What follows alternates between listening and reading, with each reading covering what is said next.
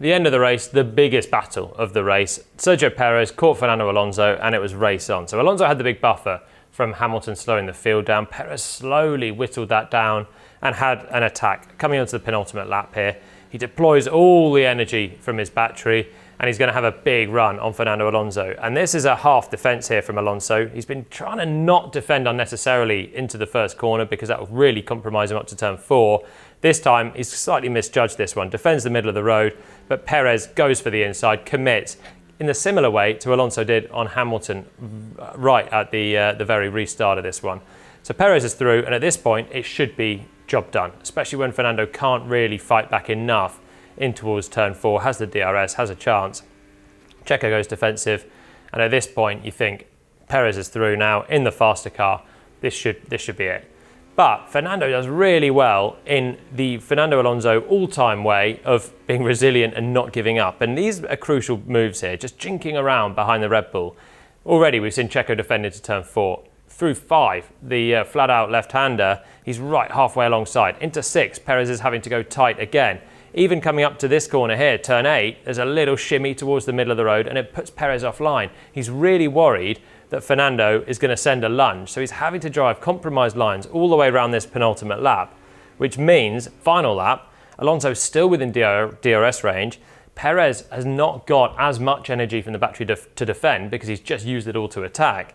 And it makes him slightly vulnerable at the end of this straight. And we see once again why Checo will be kicking himself here, because from this position heading into the corner, there's no real need for him to defend. Alonso maybe needed to defend harder the lap before.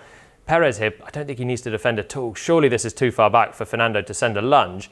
But Checo nonetheless, as Alonso just has a half think about going for it, Checo covers that inside line. And as we come through here, it just means he's really, really compromised coming through. And we've got another DRS zone. So this is what Alonso was very wary of for a dozen laps before Perez's his final attack. A couple of short shifts to try and get good traction on this run through turn 3. And now he knows exactly what he wants to do. He's got the speed, he's got the energy deployment, and Fernando comes straight back round. And this was really by virtue of just being an absolute pest to Checo. As soon as the Red Bull passed him, just darting around everywhere, getting Checo really jittery, looking in the mirrors, and finally Alonso has the chance and just blasts past in the straight. And there's actually nothing that Perez can do at that point once he's had the half defence into turn 1. So tenacity, the order of the day for Alonso. And we shouldn't be surprised because he's done it for 2 decades in Formula 1, and that is how he got this podium.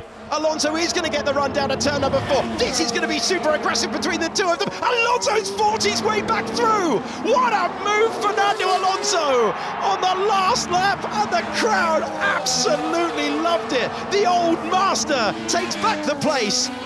It's so close for Alonso. This is the run to the flag. Then at the end of the lap, DRS back in Perez's hands. They attack it, and actually to the flag, which is waving here, it's so close between the two of them. And I would maybe even say it almost looks like Perez is ahead as they come through here. The crucial part is that's actually not the finish line. That's the start line that the checkered flag is waving. The finish line, as we jump on board with Perez to see it, comes a little bit earlier, which maybe saves Fernando Alonso's bacon. There's half a tenth between them categorically at the end on the timing systems, and that comes from, as we play it through slowly, that line there.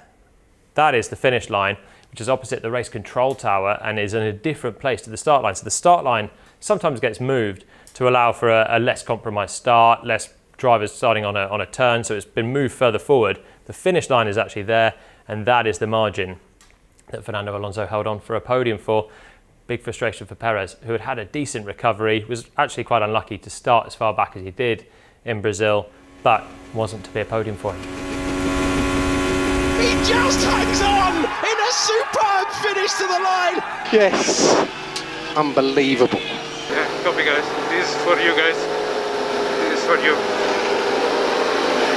For all of you guys, all the factory, everyone. This is for you. Thank you very much. Congratulations to